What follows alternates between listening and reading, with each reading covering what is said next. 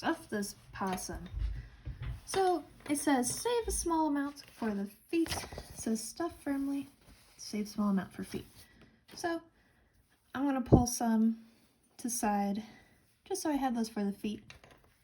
And if you want, you can pull this and then take out your hook. It's another method, just like putting the stitch marker in there. This gives you some more room.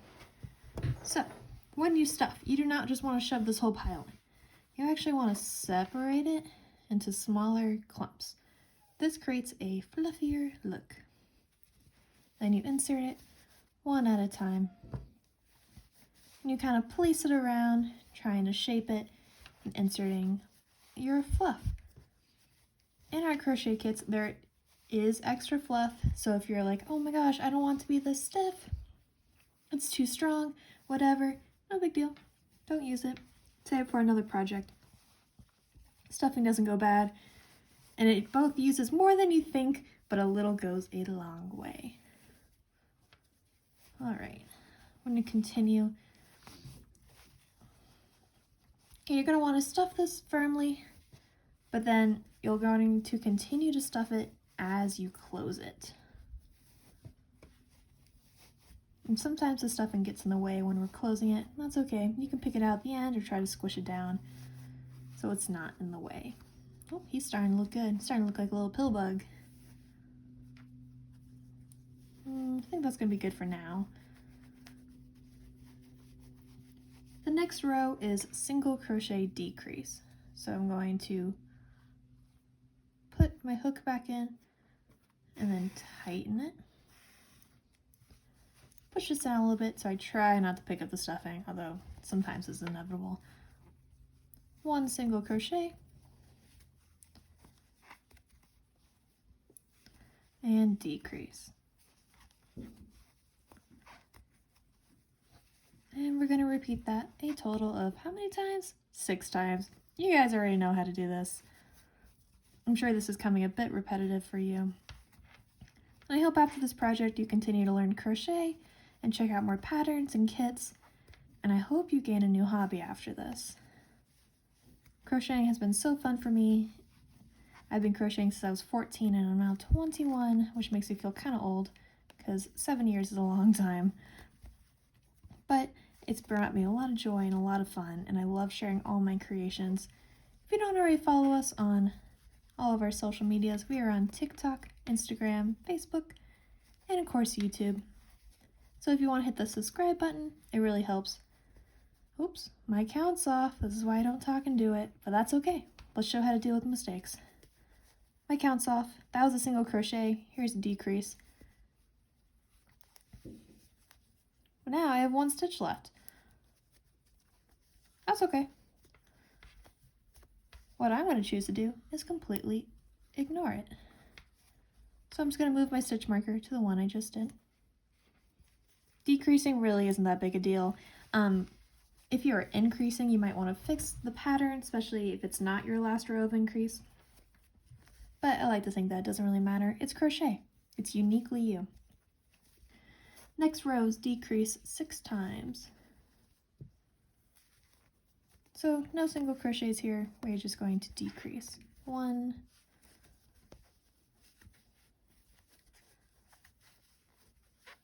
2. This one you might want to tighten a little more if you're having some issues with that. 3, 4,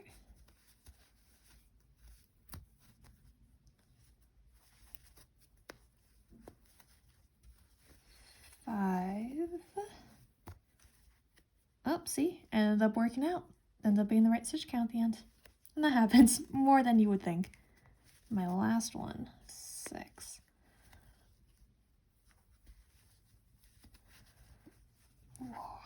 Okay, if you want to stuff a little more, here is your last opportunity.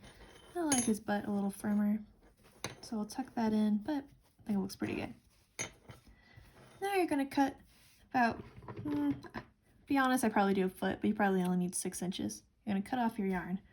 This is now extra yarn for future projects. You're going to take this, and you're going to pull, oh my goodness, maybe. Don't pull all the way through. This is called fastening off, and that's not going anywhere. But you have a hole. No issues. Grab your tapestry needle, and you're going to put your tail on the tapestry needle. And you're going to do something called a cinch closure. For a cinch closure, you're basically going to go in and out of your last row, row 29. You're going to pull through. So in and out around each stitch. If you skip more or add a few, that is a-okay. Again, crocheting does not have to be perfect. So I did that about 3 or 4 times. And I'm going to pull it closed. And I like to add a knot right at the base of it.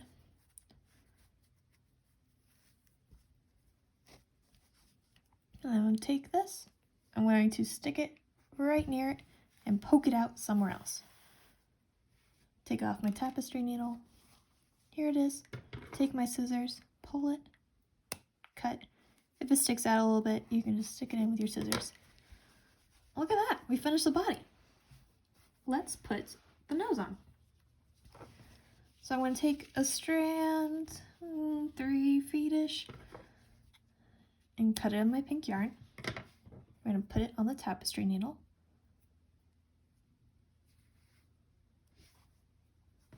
All right, this is the bottom.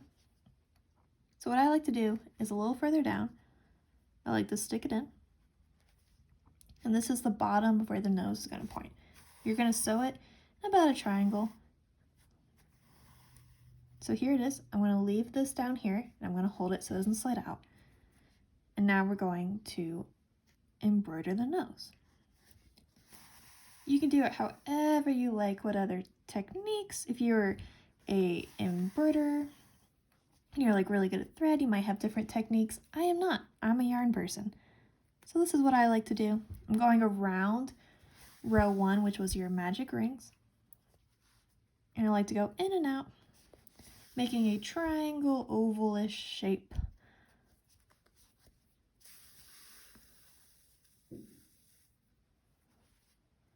You can do it as much or as little if you like. If you like a big nose or a small nose, this is your possum, and they're all going to come out uniquely different, which makes it so fantastic. Alrighty, I like how that looks. He's looking cute. Okay, so now I'm going to stick it near it. And you don't have to come out the same hole. I'm going to here, just because I think it's a little easier, but seriously not a big deal. And I'm going to cut this. And now I'm going to shove this in. I don't want to cut this like the other one, because I want to make sure it doesn't slide out. The other one you already fastened off, but this guy doesn't. If you cut it, this could come unraveled, but probably won't. So I stick it in. Alrighty. Look at that. Next video, we'll do the nose and the feet, and we'll finish up the possum.